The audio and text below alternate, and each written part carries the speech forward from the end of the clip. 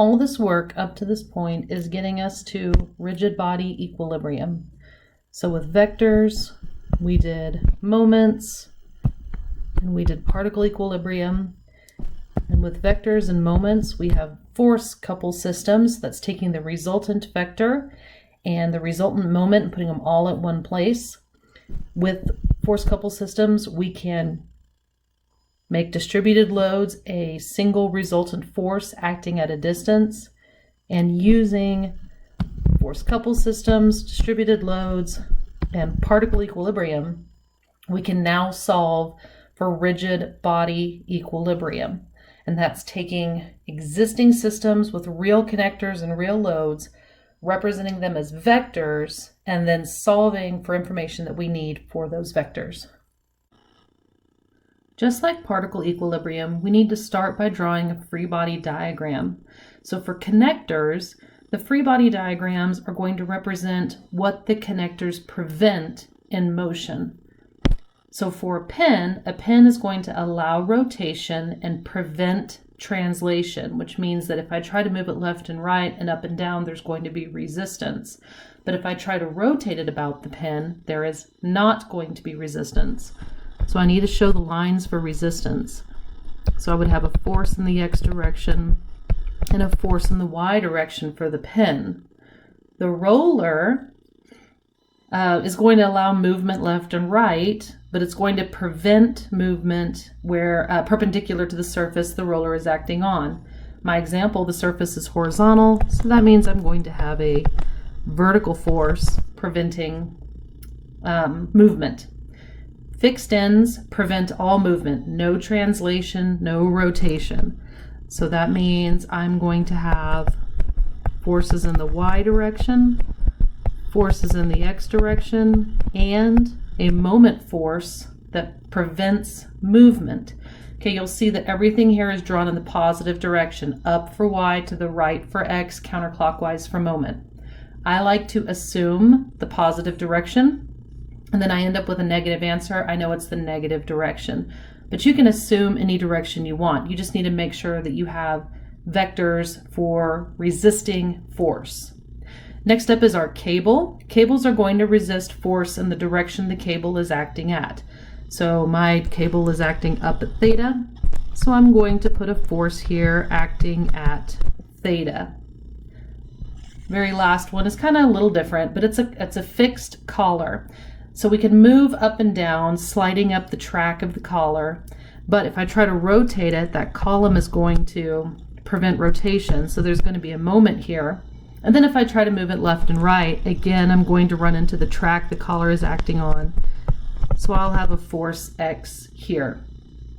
Okay, and these are just a couple of examples. There's lots and lots of examples for two-dimensional connectors. The most common ones that we see are going to be these four up here: pins, rollers, fixed ends, and cables. Let's say here I have a system that consists of a beam ABCD, and this beam is supported by a pin at A, a cable BE, and it has a load at C and a moment at D. Find the reactions at pin A and within cable BE. Very first step is going to be drawing a free body diagram, because I want to make sure all of my forces are there and accounted for.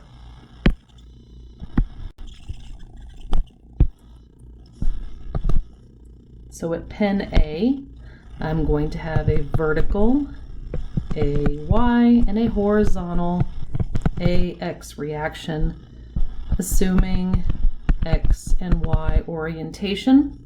And then I have BE, so I'm going to put here my force BE, and it is going to be acting at a 3, 4, 5, and the same angle as the cable already exists. And then I've got my 72-pound load and my 120 pound-foot moment. Okay, now you're probably wondering, pin A over here is horizontal, the pin I showed before is vertical. It's okay, it's still a pin, and it's preventing translation in the X and Y direction. What about pin E? Pin E, I don't care about as a connector, because all it is doing is holding cable BE in place, and cable BE is the reaction component that I want to solve for. Now that I've got that, I have everybody in vector format, okay, just like particle equilibrium. So now I use my equilibrium equations, meaning some forces are equal to 0 and some moments are equal to 0, because now we have distances that we can worry about.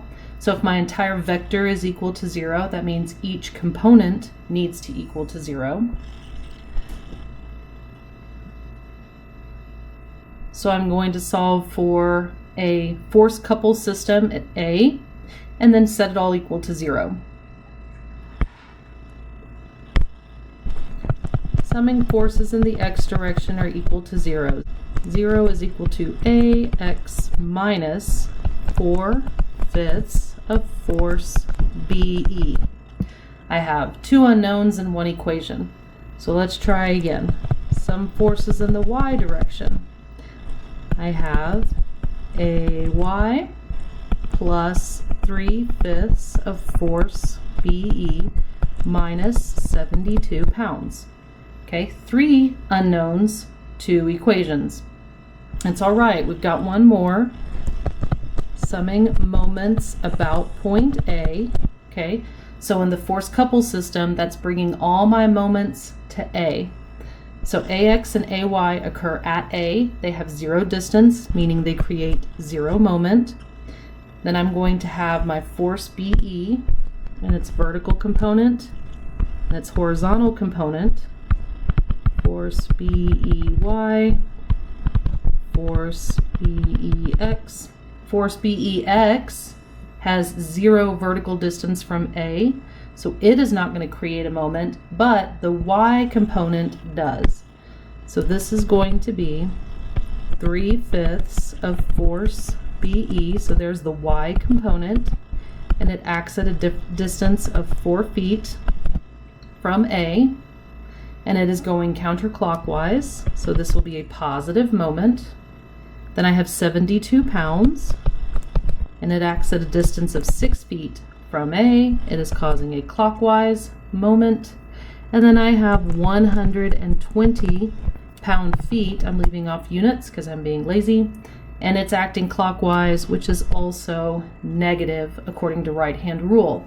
I have one equation, one unknown, so I can solve for force BE, and I will get a value of 230 pounds in tension.